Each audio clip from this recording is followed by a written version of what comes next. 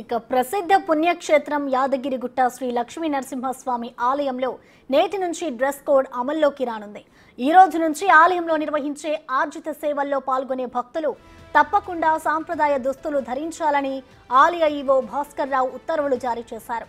మహిళలు చీర, చుడీదార్ ధరించాలని, పురుషులు ధోతి, తెల్ల లుంగి, తెల్ల షర్ట్తో రావాలని అధికారులు తెలిపారు.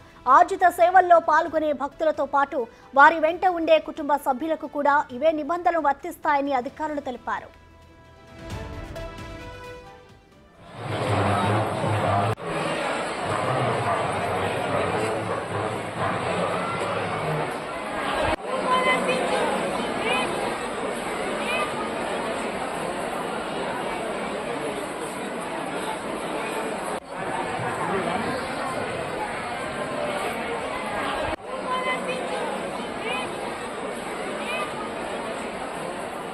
ఆర్జిత సేవలైన సుదర్శన నరసింహ హోమం, నిత్య శాశ్వత బ్రహ్మోత్సవ కళ్యాణం, అభిషేకం, అర్చనలలో పాల్గొనే భక్తులు డ్రెస్ కోడ్ పాటించాల్సిందేనని ఆదేశాలిచ్చింది.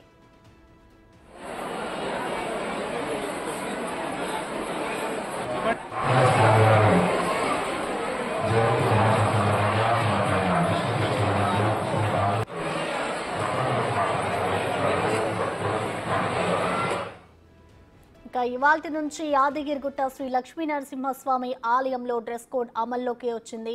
ఈ రోజు నుంచి ఆలయంలో నిర్వహించే ఆర్జిత సేవల్లో పాల్గొనే భక్తులందరూ కూడా తప్పకుండా సాంప్రదాయ దుస్తులు ధరించాలి అంటూ కూడా ఉత్తర్వులైతే జారీ చేశారు అధికారులు. ఇక దీనికి సంబంధించిన కంప్లీట్ డీటెయిల్స్ మా ప్రతినిధి పుల్లారావు అందిస్తారు. పుల్లారావు, ఈ రోజు నుంచి యాదాద్రి శ్రీ లక్ష్మీనరసింహ క్షేత్రానికి సంబంధించి డ్రెస్ కోడ్ అనేది అమల్లోకి తీసుకురావాలని చెప్పేసి భావించడం జరిగింది.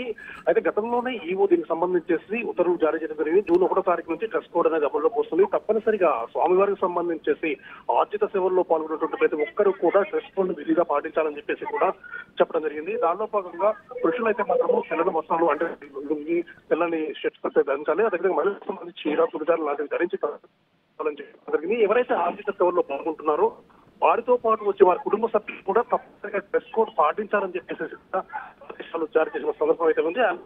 సాంప్రదాయకతను గుర్తించే విధంగా నుండి ఆయానికి సంబంధించి అంటే గత సంప్రదాయాన్ని ఖచ్చితంగా పాటించాలని డ్రెస్ కోడ్ అమల్లో తీసుకొచ్చామని చెప్పేసి కూడా పరిస్థితి ఉందని చెప్పవచ్చు. ఇదే గతంలో అంటే ఆలయ యువగా భాస్కర్ చేపట్టిన తర్వాత యాదాద్రి సంబంధించి అనేక రకమైన కార్యక్రమాలు ఇస్తారు. సెల్ ఫోన్ల నిషేధం అంటే ఆలయంలోకి సెల్ ఫోన్లు నిషేధించడం పాటు ఈ రోజు నుంచి మాత్రం డ్రెస్ కోడ్ కూడా అమల్లోకి ఇస్తామని భావించడం జరిగింది.